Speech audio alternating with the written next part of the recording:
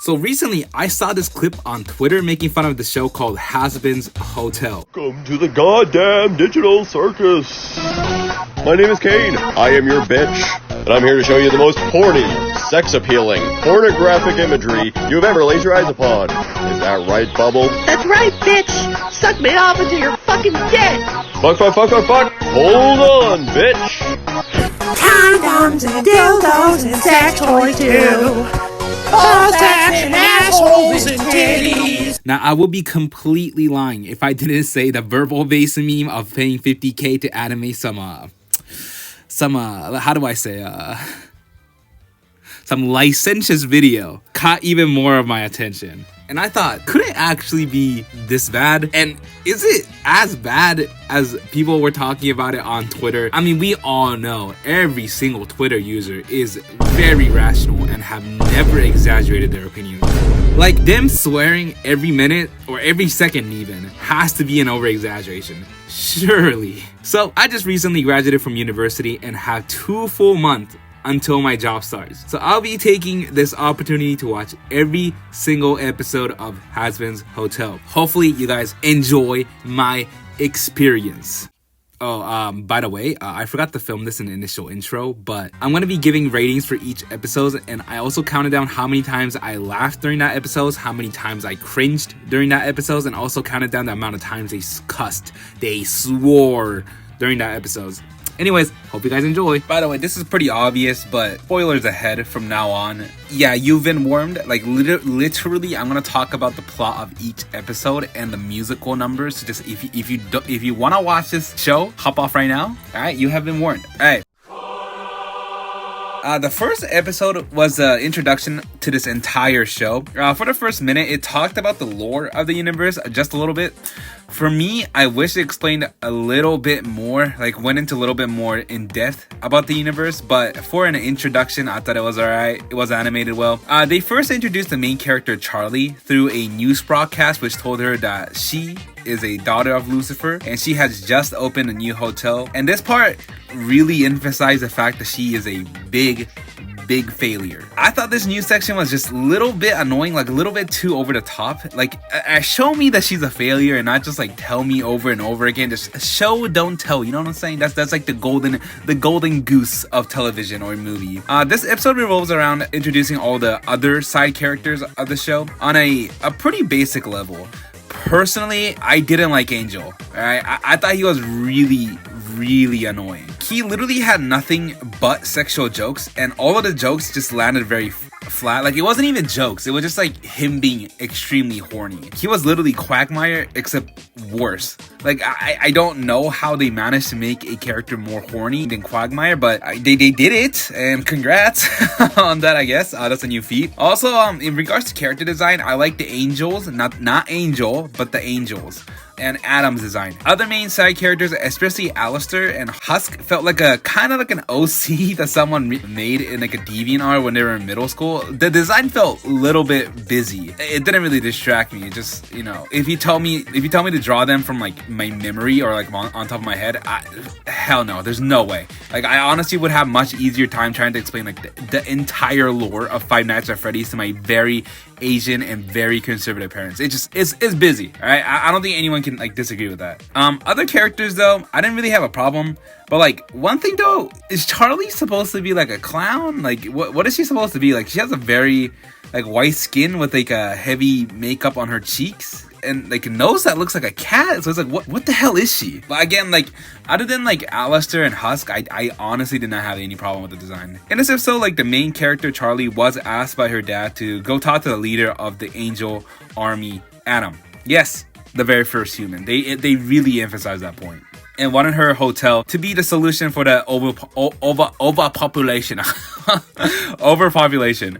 She hoped to sell this idea to Adam that people in hell can be redeemed in her hotel and be sent into heaven by, you know, becoming good or better. Of course, this being the first episode and they have to set up the problem to be solved for the rest of the season, this proposition did not work. Wah wah. Extermination, something that apparently happens every year where angels come down from heaven and kill as many demons as possible. It's basically like a Thanos snap. It is going to happen earlier than expected because of Charlie. There's also this plot B where all of the side characters tried to film a new commercial to bring more people into the Hazbin Hotel, but it literally didn't go anywhere. Like, apparently they filmed it. I think Charlie's girlfriend and Alistair even had like a deal, but at the end, like at the end of the episode, when they were just about to show like what the commercial looked like, it just cut the breaking news of, you know, Charlie messing up and extermination happening earlier than normal. Like, what the hell was the point of the plot B? At the very end, they also reveal that in the last extermination, one of the angels has been killed by someone or something. Apparently, this has never happened before. Like, and I thought this is a pretty interesting plot line for the, you know, the rest of the season. In regards to the music number,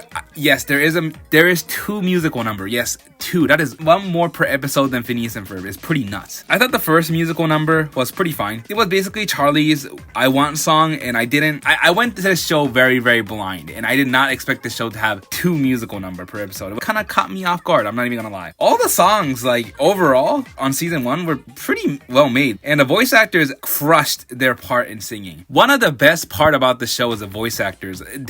Every single one of them just completely crushed their part. They are so talented. The second song was from Adam. Honestly, in regards to Adam, I thought a character like just could not get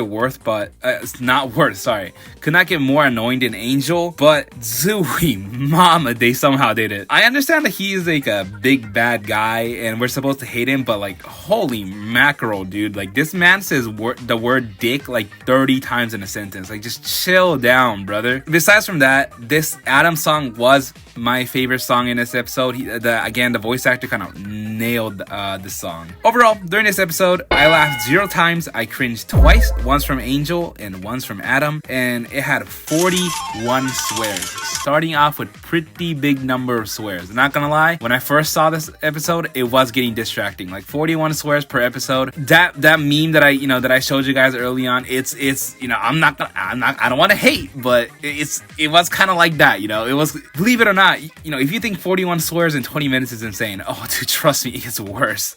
But yeah, overall, I rate this episode 7 out of 10. A pretty decent introduction to the whole series.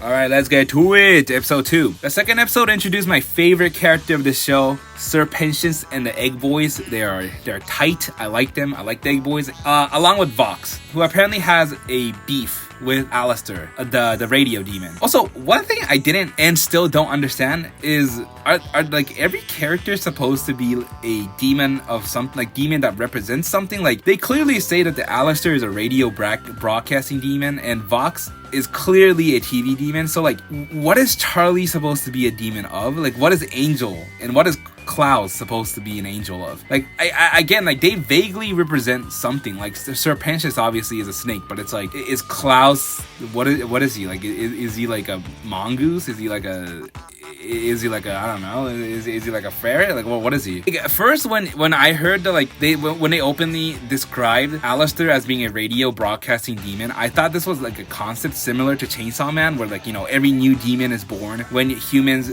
began to like fear something, and the bigger the fear towards that object or a concept, the stronger the demon gets. But I don't think it was the case for this show.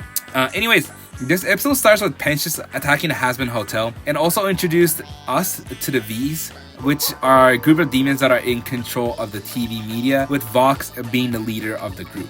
In this episode, they also introduced a character called Valentino. Valentino is a part of the V's. You know why? You know, they're called V's because every single one there's 3 V's, right? And every single one of them, the name starts with a V. Yeah, that's why it's V's. All right, get it? All right, let's go. Which is like the pimp who owns the soul of Angel and use him to make adult films with them. He makes the dirty no pornos. It's revealed in this episode that Angel ran away from Valentino, and that's why he's been staying at the Hazbin Hotel. After Valentino and Vox talks about how chasing Angel and trying to catch him will make their entire group kind of look bad, Valentino comments that Alistair is back, which sets off Vox, revealing that, you know, Alistair and Vox has some history together. We're getting in some juicy drama. This is where the first musical comes about Vox and Alistair.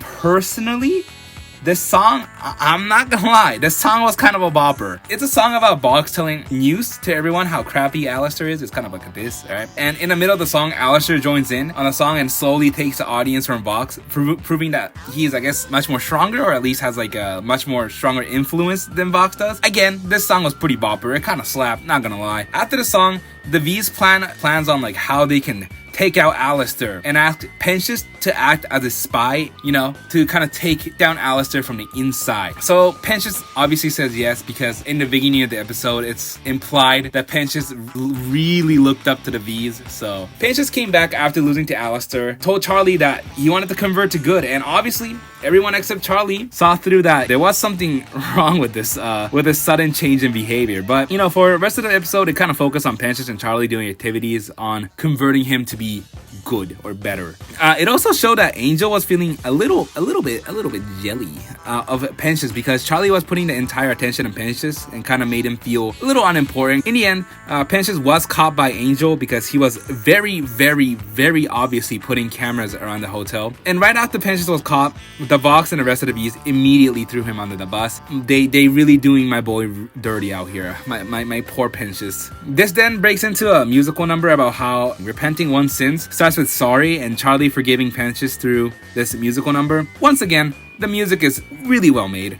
And although I do prefer the first musical number of this episode over the second one, I say this musical number was pretty good. This episode, I laughed once from a bit where Angel and Pentious was playing a crack dealer and a kid saying no to drug dealer as a part of a betterment exercise. I don't even know how to call it. And it reminded me of someone commenting on Elmo's post saying Elmo sold me fentanyl when I was 7 at the back of 7-Eleven.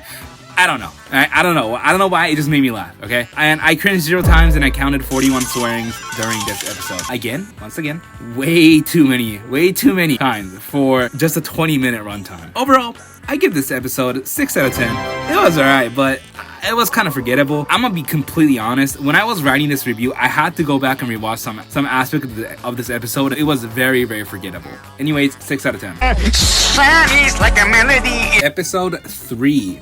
This episode starts off with Charlie initiating a trust exercise because the tension in the hotel was getting a little bit too high, with my boy Pentious joining in the group or the hotel. The plot B for this episode, I don't know if I can even call it a plot B, because this kind of was the main plot, and this plot revolves around the egg boys that Pentious brought, you know, was causing a little ruckus. So Vaggie asks, is it Vaggie? I think it's Vaggie. Asks Alistair to get rid of them humanely. I'm gonna talk about plot A first, aka the trust exercise, because it's not really important. But Charlie asked Vaggie to, I'm gonna call her Vaggie. I think it is Vaggie, because Adam said he named Vaggie after the best thing in the world. He's referring to pussy, get it? It's funny. Yeah, it doesn't matter. I think it's Vaggie. I'm gonna call it Vaggie. Who cares? To take the initiative of this trust exercise, and she tries, but you know, it doesn't go well, which leads to her feeling sad, but ends up resolving her issue with the musical number. That's how this plot ends. Like, that's it. By the way, the musical number in this episode kind of sucked. Like, the first one was in a meeting between Velvets, the last of the V's from the last episode, and between this one Overlord. By the way, Overlords are these groups of powerful demons that are in control of the hell. I guess I don't really go into much depth about it, and Alistair is one of them. Velvet and this Overlord argued about how she found a dead angel, and she accused the Overlord lady for knowing what happened to her. The song was just annoying, and was, you know, they argue through this song, and it was just kind of annoying, and it was just kind of mid. Like, it's not, like, this is the first song in the series where I just thought, damn, this song is kind of ass. I especially hated the ending of the song, where they literally just ended with the lyric, "This meeting is over." Like, alright.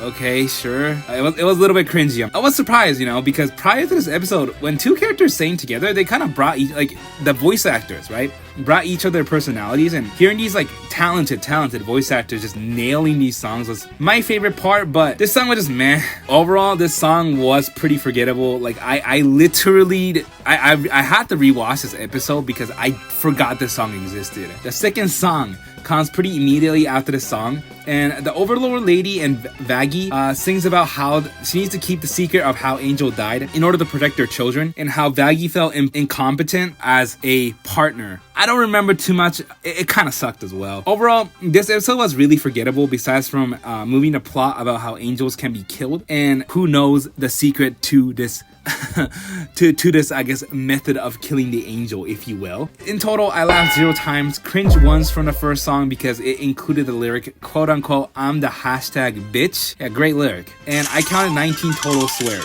Surprisingly, I'm gonna be honest, pretty decent number for the show. Overall, I rate this episode 5 out of 10. It would be much lower if it wasn't for the plot progression and the Egg Boys. Imagine if Ninja got a load safer Alright, episode 4. Oh boy, episode 4. Other than the really copious, yeah, I'm bringing out copious, bro. That's an AP Lang term. I still remember. Of sex scenes and overtly sexual joke and images, this episode was pretty damn good. On one hand, both the musical numbers in the episode was great. The second song about the angel and Klaus being kind of a loser honestly kind of slaps. Like, voice actors of Klaus and Angel kind of goes really well together when they when they're in harmony. Again, I don't like the character Angel, but I'll be lying out of my ass if I didn't say his voice actor wasn't like one of the most talented person. Like, it's crazy.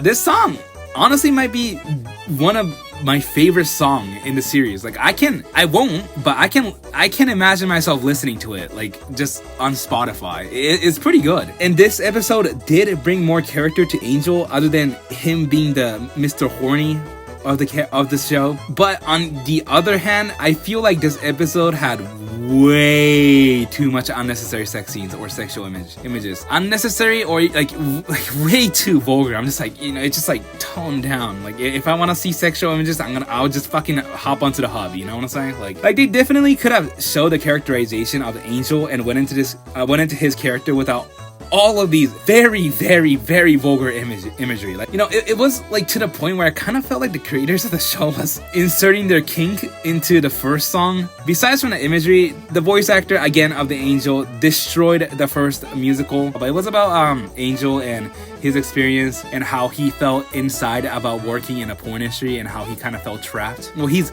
literally and figuratively trapped, in the industry. Anyways, this episode puts all of the focus on Angel and his workings in the porn industry in hell. It starts with Angel being called into work by Valentino, Angel's pimp, while Charlie and the other characters were doing one of these, exercises that Charlie comes up with. And during this scene, Klaus called Angel out for being kind of a fake and not true to himself, which makes Angel very angry, which makes Angel mad and makes him burst out of the door. Charlie, trying to bring back Angel to finish his exercise, went into his work, but instead of helping Angel, made the situation completely worse. At one point, even burning down the entire studio. This obviously gets Valentino angry, which leads to the first musical, the very sexual, overtly sexual musical number that I was talking about earlier. After this musical number, Angel comes back and Klaus and Angel gets into another altercation. Angel again leaves the hotel and Vaggie tells Klaus to go after him. This scene leads to Angel drinking with loan sharks. I'm not gonna lie, I thought this was kind of cute, but they're little sharks that collects loan. And Klaus saw that one of the sharks spiked Angel's drink, leading to Klaus to forcefully taking Angel out of the bar from the loan sharks. After this, Angel tells Klaus that he goes on this self-harming rampage every night, every day, because he thinks and hopes that if he ends up being completely broken, then Valentino will lose interest in him. I'm gonna be honest, I did not expect such a good characterization from Angel, because I fucking hated him. But they did it, and I'm not complaining. It definitely adds complexion to his character. That he's more than just a, hey, I'm Mr. Horny. This then leads to the loser song that I was talking about. Again, banger of a song. It's pretty good. After this song, this show actually managed to make me laugh with their joke, where one of the loan sharks comes out of the bar chasing after Klaus and Angel and yelled, "They're singing?" I just didn't expect such a, self-aware joke from the creator. Like, it is pretty ridiculous that these two characters ran away just to start singing right outside the bar. And then this episode ends with them beating up the loan sharks and coming back to the hotel, forming a stronger bond through this experience. I laughed once, I cringed once, and there was a total of 65 swears in this episode, a new record. Overall, I will give this episode an 8 out of 10, and probably would have been higher if it wasn't for the insanely unnecessary sex scenes. But I'll say it's probably one of the best episodes so far. So yeah, 8 out of 10. Some smells good in there. What is that? What did you have to eat? That smells amazing. You gotta let me try. Alrighty, episode 5. Jesus, I can just see the sunset going down as I record this. So this episode is about Charlie asking for her dad, Lucifer, to come and help bring in more people to the hotel, aka run her hotel better, I guess. One thing I still do not understand is the screenwriter set up the Charlie and her dad to be very, very like awkward and distant from each other, but like in the beginning of the episode, she was dreading to call her dad, but like I know this is extremely ironic, you know, considering that he's a Lucifer, but he honestly seems like a very, very caring dad and like very understanding father that just wants the best for her daughter. Like I understand that Charlie says that Lucifer put some distance between them once her dad died, but like why? It seems that like Lucifer, everything, like all he wants to do is stay close with her. So I don't know. Maybe they're setting up a plot line or something, but yeah, I thought it was kind of weird. So yeah, after Charlie calls and Lucifer comes, Lucifer and Alistair gets into this like little back and forth of who Charlie should trust to run the hotel, and that's when the first music number hits. One thing I thought was weird was Alistair tried to persuade Charlie by saying that he saw Charlie like his own daughter, like his own spawn. Where the hell did that come from? And maybe it was to make Lucifer feel offended and feel angry, but like why? That was just so out of place. It's like you've never addressed this before. Like where did this come from? The entire musical number was just meh. Like it wasn't bad. I'm gonna be honest, the entire song kind of reminded me of that TikTok song that goes, "Bring it around now, ladies." I'm sorry if I revived your flashback from like 2016 or 2015. Alice even sounds like the guy that was singing. So the entire time I was just thinking about that song. The song ends by introducing this character called Mimsy, who no one except Alistair knows about. You know, from the dialogue, they obviously have a history together. But I'm gonna spoil the ending of this episode right now because Mimsy is really forgettable and pretty annoying, and she doesn't show up after this. But she came to the hotel so the loan sharks can attack the hotel, chasing her, and Alistair can protect the hotel and her, aka Mimsy, and take care of her problem. That was the entire point. Mimsy also revealed that Alistair has been getting rid of very powerful overlord in the past, so she at least did give some lore about Alistair. So I guess she wasn't completely useless. Anyways, Charlie shows off more of the hotel to Lucifer, and inevitably, again, the loan sharks do come, and Alistair takes care of them and kicks Mimsy out of the hotel. Then the episode breaks into a second musical number about Charlie wants to talk to the people in heaven to convince them that converting people in hell back to good enough to be in heaven. But Lucifer can't help her because he knows that they won't listen because he himself have tried to change the people's mind in heaven before. I think this is referring to the Bible lore. I know because I am a good Christian man. Amen. In the end, with the power of synchronized singing and choreographed dancing, Lucifer ultimately gives in and helps Charlie. In regards to the musical number, the whole song reminded me of Soaring from High School Musical. Not saying it's a bad thing, because I love me some High School Musical. In short, the song was pretty good. Not bad. Overall, I laughed 0 times, cringed twice when Alistair told Charlie that he sees her as her spawn. Yikes. And I cringed when Angel said, "I like to meet the head dick in charge," referring to Lucifer. He literally could have phrased it any other way, but it's weird that he's saying this in front of Charlie, referring to her dad. It's just weird. There was a total of 15 swear in this episode, and although this won't get accounted for in the rating, I felt like Lucifer should have had a deeper, more dad-y, not daddy, but like dad-like voice. He kind of just sounded like an average teenager. Like it was kind of distracting at first, but the voice actor did great. So overall, I give this episode 6 out of 10. It's not bad, but literally the episode cuts down to Charlie has problem. Charlie calls dad. Charlie and dad reforms their bond, and Charlie achieves her goal, contact the people in heaven. Anyways, next episode. Oh my god, Alexa. I'd rather. Fart for me. Okay, here's Big Fart. Oh, shit. Oh. That was a deep one. Oh, yeah. Shall I play another fart sound? Yeah, give me another one. Come on.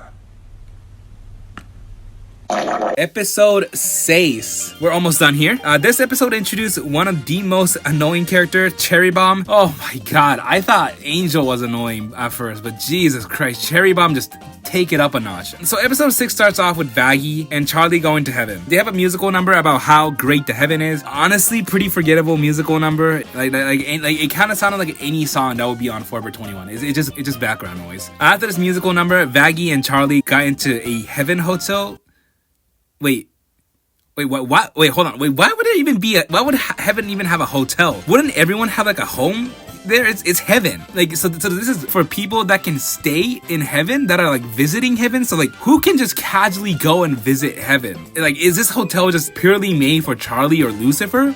AKA like the tippity top of hell to stay? Like, they have an entire hotel for them, and like from the cartoon, like the hotel looks really nice. Like, how much did they spend on this? And I think Adam says, give me some heaven bucks. So there's a currency, right? So it's like, what the hell is the operation cost for this hotel? Like, how are they even staying in business? Like, how does this even work? Okay, anyway, sorry. Charlie decides to explore heaven while Vaggie decides to stay. And when Charlie left, Adam comes to visit Vaggie, telling her that he's here for Vaggie and that he knows that Vaggie used to be part of the angels that used to exterminate the devils. She felt bad about killing quote-unquote innocent souls. I put it in quote because, I feel like any souls that are going to hell, it is not innocent, but, it is what it is. And was almost killed by another angel for disobeying orders, but was saved by Charlie. After this whole conundrum, Charlie went into the court to speak to the angels about how sinners can be redeemed. Adam then makes fun of her by saying, or guessing, that you need to act selfless, don't steal, and you need to stick it to the man in order to get into heaven. He basically just made it up on the spot.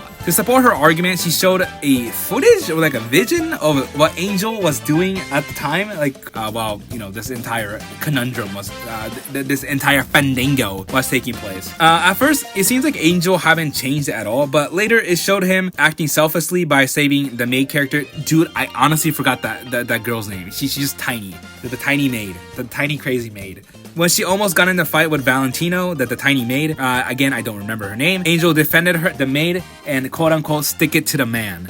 So aka Angel did check all the criteria to get into heaven, revealing a little bit of a hoopla of this episode, which is angels themselves doesn't know who or how someone gets into heaven, which sets an interesting plot point for the next season. The episode ends with Adam revealing to one of the head angels, Emily, I think that's her name was, that angels exterminate the souls in hell once in a while, and Adam threatening that he will come to the hotel first to kill Charlie and her gang. It's also revealed to Charlie that Vaggie has been hiding her true identity of being an angel, which heavily affects their relationship. The second musical happened in the end between the two angels, Seraphim, or the angel that knew about the extermination, and Emily, angel that didn't know about the extermination. The song was just kind of meh. Overall, this episode was pretty good except for the musical number and Cherry Bomb being introduced. I really don't like her. And one thing that I like about this show is that I don't like Cherry Bomb. I didn't like the musical number of this episode, but one thing I really like, or just I gotta give props to the creator of the show, is that it does keep all the character development pretty consistent, and all the characters in general pretty consistent. It was especially evident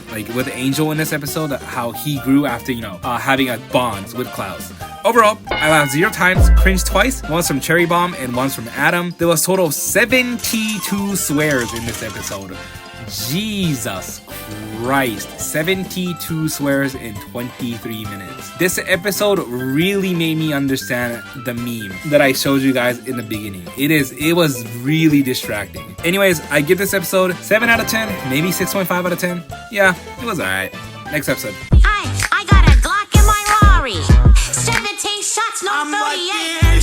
Episode 7, we are truly getting to the end game, boys. This episode is all about preparing for the angels coming to the hotel. Charlie gets the information on how to kill the angels from Alistar. He asks for one favor of his choosing from Charlie, and they form the deal. I'm sure everyone can see that this will not go well in the future. Alistar then takes Charlie to Cannibal Town to see the Overlord and seek her help to defeat the angels. At the same time, Vaggie went to one of the Overlords that knows how to kill the angels to actually learn the ways of damaging them and ultimately ultimately killing them. Spoiler alert, I thought this was kind of obvious, but in order to kill the angels, you need to use angelic weapons. This is where the first musical number plays, and this one is just meh. Like, it was okay. It wasn't bad. I honestly feel like all of the musical number with this specific overlord is just meh. Anyways, Baggy eventually got the information out of that overlord, and Charlie was able to convince the cannibals to help her fight. The second musical number played when Charlie was convincing the cannibals, and although it was a better song than the first musical number, overall it was just meh.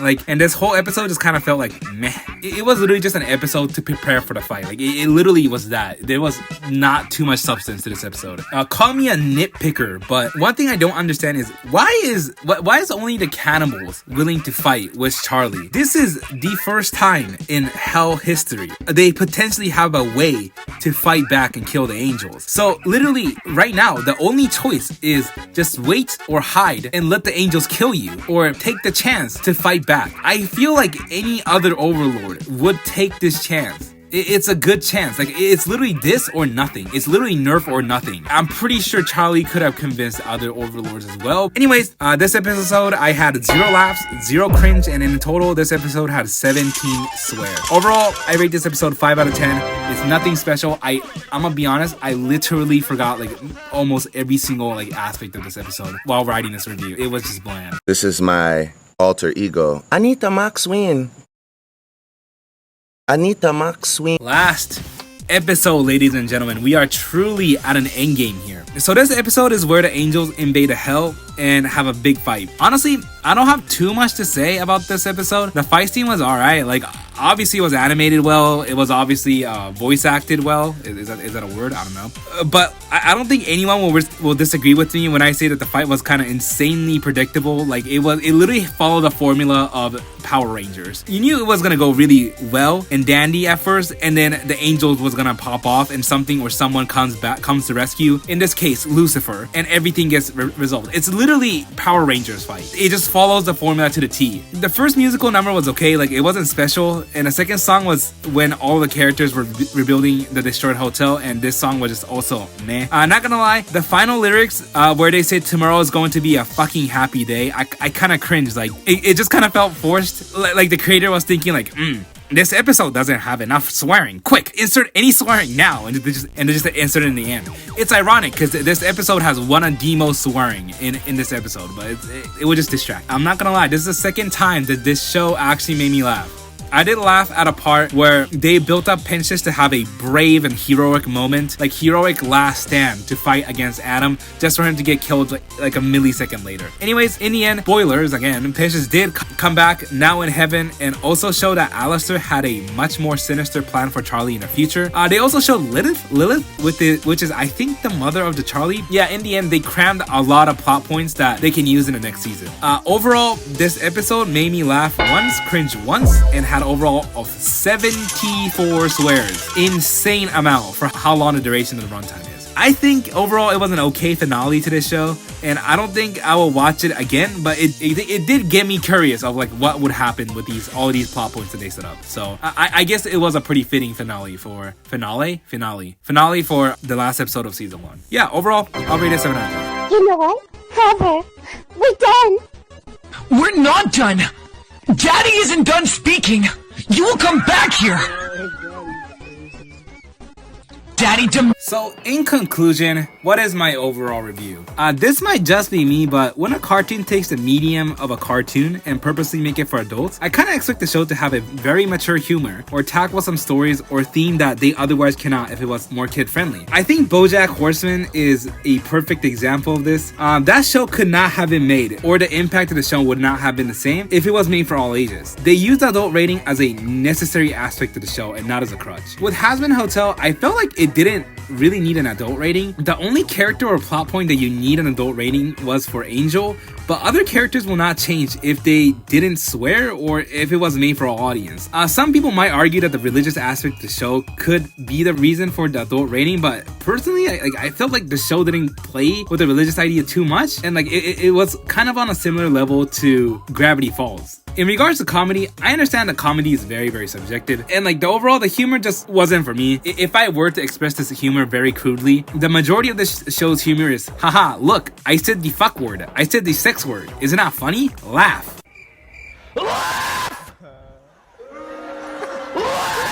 The show did have a couple of very, very well, executed jokes, but just overall, it just kind of felt like an edgy middle school humor. Some people might find it funny, but like, it definitely was not for me. And if you find it funny, there's nothing wrong with it. It just wasn't for me. I saw someone argue on Twitter about how sex jokes and swearing can be funny, and I don't disagree. In fact, I 100% agree with this. But in regards to Hazbin Hotel, I felt like the sex jokes and swearing was nothing more than like a crutch, and it honestly distracted more than anything. I feel like the best example of like a swear joke or like a swear used in a joke very well is with Guardians of the Galaxy 3. The what? There's a button under the handle. Press that in. Okay. Now what? Open the door. So yeah, it could be funny. With Hazbin Hotel, it just quick throw as many fuck words, many dick words at them, and maybe they'll laugh. It wasn't for me. The overall plot though was pretty interesting, and I'm glad the majority of the characters had some sort of a character development as well. And as the show went on, like I was getting attached to the characters. Like even with Angel, like I hated this character, but it's like, after screenwriters kind of went in depth about his character, I was more attached to this character. Except Cherry Bomb. The overall plot was interesting, and the entire time I was interesting to see where it would go, and I am, like even now, still curious to see where the story goes in the next season. In regards to the musical number in each episode, I personally liked it. I like musical, especially when they're catchy. Although some songs were very forgettable or even like pretty bad, every single time the voice actors did nail their part. Personally, I just didn't feel like they didn't need 2 musical numbers every episode. I feel like the musical numbers becomes necessary if the characters' emotions or thoughts are too much for them to express in words. And sometimes I felt like some of the musical numbers were a little bit too forced, and maybe the show could decrease the number of musical numbers per episode. Like it doesn't always have to be 2. Like if they can only fit 1, that's fine. I don't think anyone would complain about that. Some musical numbers were definitely better than others. As while writing the individual episode review, I have to go back and listen to some of the songs because I legit forgot what it was, what the song was about, or what the song sounded like. Overall, I did like the story, but at some parts I did feel like it did kind of feel like a chore to get through the plot, and I might have dropped the show if I wasn't making this video. I don't know if I'm going to watch the next season because of the excessive swearing and uncomfortable sex jokes did get a little bit too annoying, and honestly, it didn't really leave a lasting impression on me. Going in, I thought the show was going to be like a total train wreck, but it did have a cohesive story structure with decent amount of character development for each of the side characters. But all in all, I would probably rate this show 6.5 out of 10. Hi, Editing Tengu here.